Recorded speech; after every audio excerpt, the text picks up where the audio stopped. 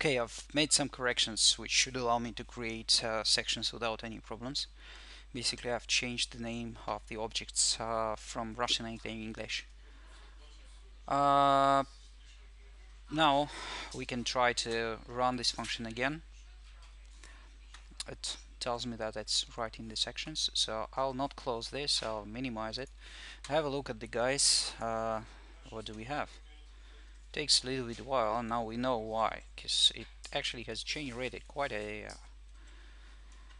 dense grid, which might not be very useful for me. Uh, but let's try to do the following. First of all, I will switch off these guys. I'll select just one layer over here, and I'll switch off the ore body. I'll rotate it a little bit so I can have a look.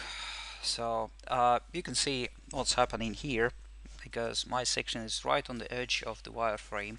So there are some triangles that are falling away from the section plane. That's why I have this strange geometry. If I would say I want to have this section number 2, it would have a kind of a better look, and you can see that it's kind of looking nicely. Also, if I would request the details on this, um, you would see that the annotation string is called OR test. Means that this particular contour belongs to the wireframe which is stored in OR test.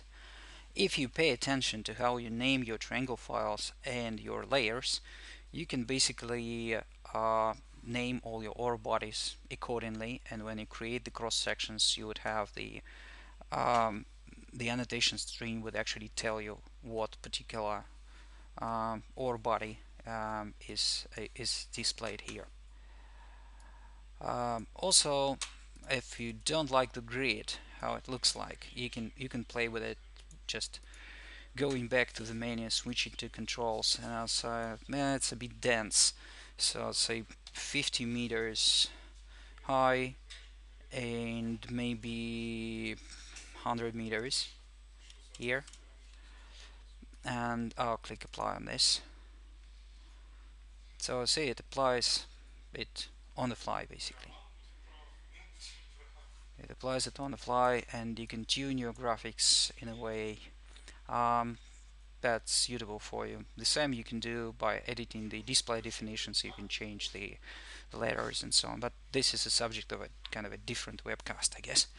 So this is basically it that I wanted to tell you about the sections manager and what you can do basically do with sections. This is not all, of course, but it's just a general overview of the things.